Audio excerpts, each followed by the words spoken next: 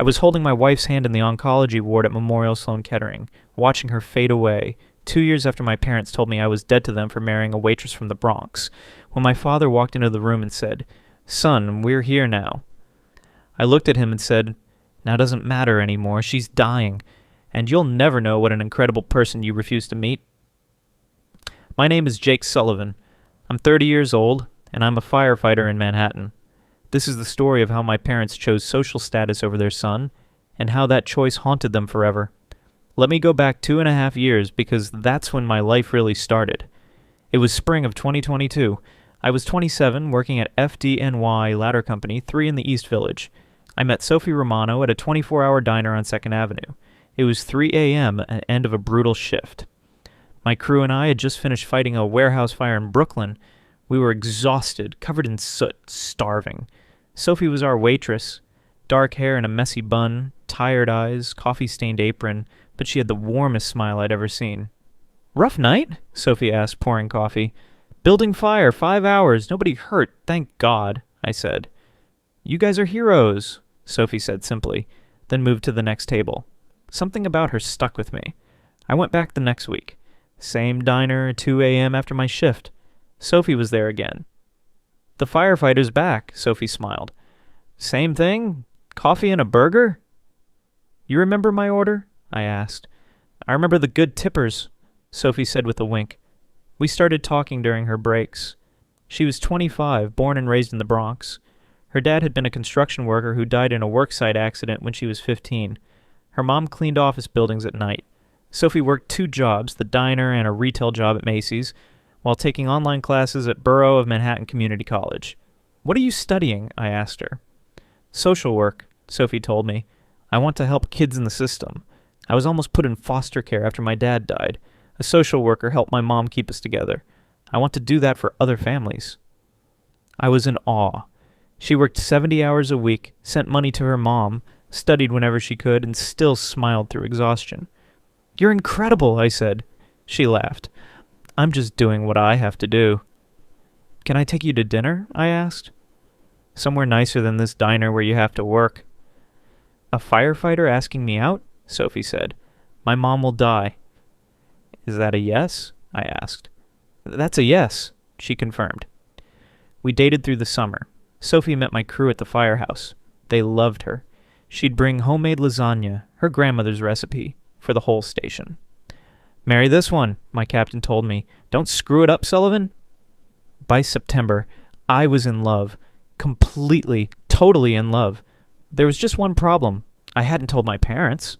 My parents, Richard and Margaret Sullivan, lived in Greenwich, Connecticut. Old money. My grandfather had been a Wall Street titan. My dad ran a hedge fund. Mom was president of the Junior League. They summered in the Hamptons, wintered in Vail. I was supposed to marry someone from Greenwich Country Club. Someone whose family had a house in Martha's Vineyard. Someone who went to Yale or Princeton. Sophie Romano from the Bronx. Working 2 jobs to pay for community college was their worst nightmare. But I couldn't hide it anymore. I invited them to Sunday brunch at their club in October 2022. "Jake, darling, we haven't seen you in months," Mom said, air-kissing my cheek. "I've been busy, working, and I met someone," I said. Dad looked up from the menu. "Oh? Who is she? Do we know the family?" "Her name is Sophie Romano," I told them. "She's from the Bronx. She's studying social work." Silence. "Romano?" Mom repeated carefully. "Italian?" "Yes. Her grandparents came from Sicily," I said. "And what does her father do?" Dad asked. "He died 10 years ago. Construction accident," I explained. "Her mom's a janitor." You could hear the tension at the table. "Jake," Dad said slowly, "this is a joke, right?" "No. I'm in love with her. I want you to meet her," I said. Mom set down her water glass. "Absolutely not." "What?" I asked, shocked. "We will not meet some girl from the Bronx whose mother cleans toilets," Mom declared. "Jake, and we raised you better than this." "Better than what? Better than falling in love with someone genuine?" I shot back. "Better than throwing away your future on someone completely inappropriate," Dad said coldly. "You're a Sullivan. Our family has standards. She doesn't meet them. She's got more integrity in her pinky than everyone at this club combined, I shouted. Lower your voice, Mom hissed, looking around. People are staring. I don't care. I love her and I'm going to marry her, I said. Dad's voice went ice cold. No, you're not. If you pursue this, you're cut off. No trust fund, no family connections, no place at family gatherings. You'll be on your own. Dad, I started. Choose, Jake, Dad interrupted. Her or this family. You can't have both. I looked at both of them. At the country club around us. At the life they'd mapped out for me. Then I choose her, I said. Every single time. I left. My older sister Caroline texted me later. Jake, just apologize. Find someone they approve of. Don't be stupid. But I wasn't being stupid. For the first time in my life, I was being smart. I proposed to Sophie in November, 2022. Outside her mom's apartment building in the Bronx, on the stoop where she used to play as a kid. Sophie Romano, you're the best thing that ever happened to me, I said. Will you marry me? She cried. Jake, and your family. You're my family now, I told her. Say yes. Yes! 1,000 times yes, Sophie said. We got married in February 2023, City Hall ceremony. Sophie's mom Maria was there, crying happy tears. My firehouse crew filled the room. My captain officiated. My parents? Not invited. They'd made their choice. I wish they could see this, Sophie said on our wedding day. See how happy you are. They don't deserve to see it, I replied. They had their chance. We moved into a small apartment in Astoria, Queens. Between my firefighter salary and Sophie's 2 jobs, we made about $95,000 a year. We were happy. Sophie kept studying, kept working, kept being the most incredible person I'd ever known. In May 2023, 3 months after our wedding, Sophie started feeling tired. Really tired. It's just the long hours, she said. I'm fine. But she wasn't. By June, she was losing weight, having night sweats, bruising easily. Sophie, you need to see a doctor, I urged. I can't afford time off work, Sophie insisted. I'm fine. She collapsed at the diner in July. They rushed her to Bellevue Hospital. I was on shift when I got the call. Mr. Sullivan, your wife is in the ER, the nurse told me. You need to come immediately. I broke every traffic law getting there. Found her doctor, Dr. Patel, in the hallway. Mr. Sullivan, your wife has acute lymphoblastic leukemia, Dr. Patel said. We need to start treatment immediately. The world stopped. Leukemia? Cancer? I asked. Yes. It's aggressive, but she's young, Dr. Patel explained. We'll fight this. Sophie started chemotherapy the next week. I took a leave of absence from the fire department. Maria moved in with us to help. Sophie's cousins from the Bronx brought food, helped with bills, sat with her during treatments. The Sullivan family. Silent. My captain suggested calling them. Jake, your wife has cancer. They should know. They chose not to be in my life, I said. This doesn't change that. The chemo was brutal. Sophie lost her beautiful dark hair, lost 25 pounds, threw up constantly, but she never stopped fighting. I'm going to beat this, she'd say through tears. We're going to have kids, Jake. We're going to grow old together. Cancer doesn't get to take that. Damn right it doesn't, I'd say, holding her. By October, she was in remission. We celebrated cautiously at the same diner where we met. See? Sophie smiled, wearing a scarf over her bald head. I told you, I'm tougher than cancer. We had 4 beautiful months. Her hair started growing back. She went back to school online. We made plans. I want 3 kids, Sophie said. 2 boys and a girl. Whatever you want, babe, I told her. I'll give you 10 kids if that's what you want. In February 2024, exactly 1 year after our wedding, she relapsed. The cancer came back worse, spread faster, the doctors tried everything. We need a bone marrow transplant, Dr. Patel said. It's her best option. They tested Maria. Not a match. They tested Sophie's cousins. No matches. They put her on the National Registry. We'll find a donor, I said, holding her hand. But weeks passed. No match. Sophie got weaker. By April, she was in Memorial Sloan Kettering full-time. The cancer had spread to her spine, her lungs. The doctor stopped talking about treatment and started talking about making her comfortable. I'm scared, Jake, Sophie whispered one night. I don't want to leave you. You're not leaving me, I said. "You're going to beat this." But I was lying. I could see it in the doctor's eyes. We were losing her. On April 28th, Dr. Patel pulled me aside. "Jake, we need to talk about end-of-life care," Dr. Patel said. "The cancer has metastasized. There's nothing more we can do. Days, maybe a week." I couldn't breathe. "No, there has to be something."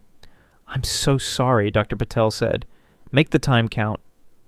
I called my captain, sobbing. "She's dying. My wife is dying, and I can't save her." "I'm coming to the hospital," my captain said. "Right now." My whole crew showed up, brought Sophie flowers, told her stories, made her laugh even when she could barely breathe. Maria never left Sophie's side. Her cousins rotated shifts, making sure someone was always there. On May 2nd, Sophie could barely talk. I sat beside her bed, holding her hand. "Jake," Sophie whispered, I'm sorry." "For what?" I asked. "You have nothing to be sorry for." "I wanted to give you kids," Sophie said weakly. "A long life. I wanted to grow old with you." "Sophie, you gave me everything," I told her. 2 years with you is worth more than a lifetime with anyone else." "Don't be alone, okay?" Sophie said. "Find someone. Be happy." "I can't even think about that," I started. "Promise me," Sophie interrupted. "Promise you'll be happy again." "I promise," I said. She smiled weakly. "I love you, Jake Sullivan. You're the best thing that ever happened to me." "I love you too," I said. "So much." That's when the door opened. My father walked in. My mother behind him. My sister Caroline with them. I don't know who told them.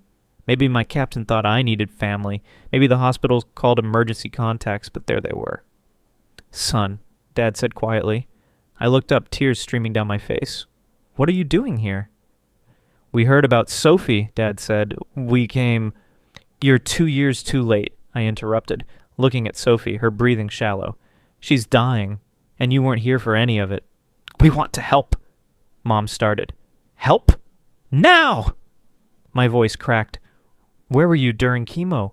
During the bone marrow searches? During the nights she cried from pain? Where were you?" Mom stepped forward, crying. "Jake, if we were wrong!"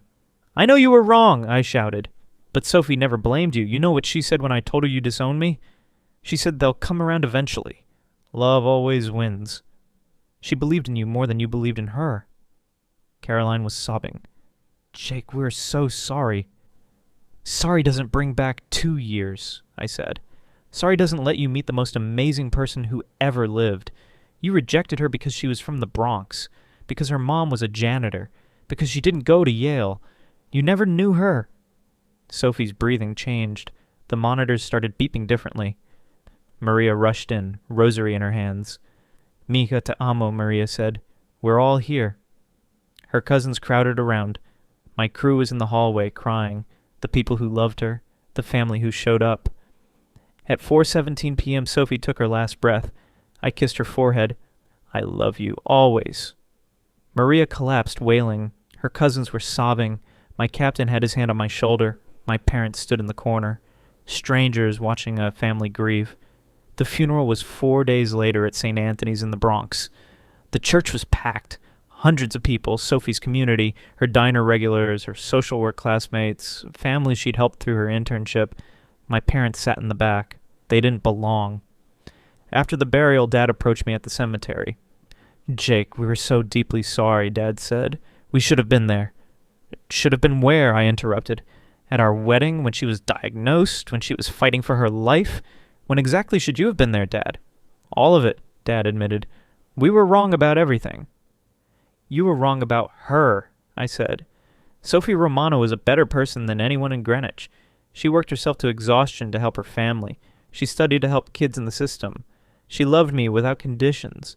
And you rejected her because of where she was from. You never even gave her a chance." Mom was sobbing. "Please, Jake, let us be family again." "Why?" I asked. "Guilt? Because now you realize what you missed? You didn't miss her death. You missed her life.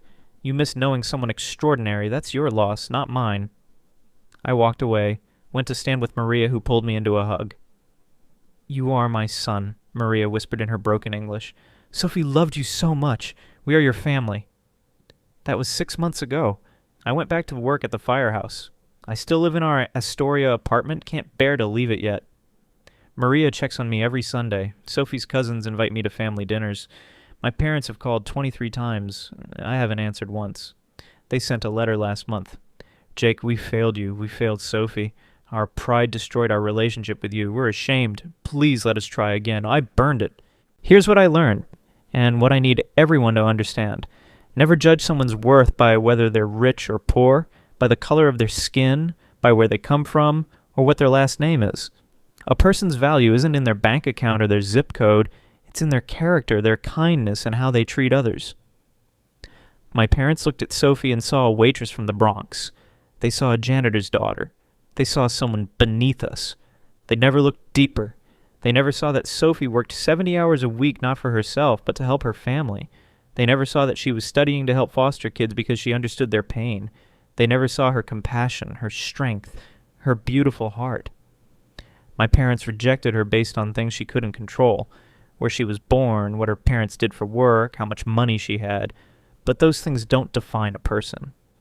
Sophie was worth more than every wealthy person at my parents' country club combined, not because of what she had, but because of who she was. If you judge people by their social class, their race, their background, you'll miss knowing extraordinary human beings. And that's not their loss, that's yours. The second truth, you don't get credit for showing up to someone's deathbed when you refuse to show up for their life. My parents wanted to be there when Sophie was dying, wanted to ease their guilt, so wanted to feel like they'd tried, but they weren't there when she was living, laughing, fighting, hoping, dreaming. They missed the person, not just the ending. And that's something they'll carry forever. Death makes people suddenly want to make things right, but it's too late. The time to love someone is while they're alive. Once they're gone, your regret doesn't matter anymore. The third lesson. Prejudice robs you of love more than it robs the people you reject. My parents rejected Sophie because of where she came from, because of what her family did for a living. They never met her, never heard her laugh, never saw her compassion, never knew how she made me a better man. They didn't just lose me, they lost the chance to know someone beautiful. Sophie's gone, and they'll never get that chance. That's their punishment. Not my anger, not my absence. The emptiness of never knowing what they could have loved. And here's the final truth. Real family isn't about blood or last names or money. It's about who shows up when it matters, regardless of their background. Maria Romano, a janitor, took me in as a son when my wealthy parents threw me away. Sophie's cousins from the Bronx treated me like a brother when my Greenwich family turned their backs. My firehouse crew held me when I broke. They're my family now, not because of what they have, but because of who they are. They showed up.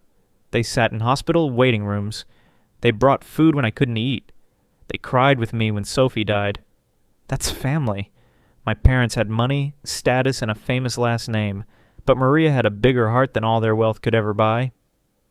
Because family is something you build through loyalty and love, not something measured by bank accounts or social standing. I loved Sophie for 2 years, and I'd trade my inheritance, my last name, everything my parents value for one more day with her. That's what matters, and they'll never understand that.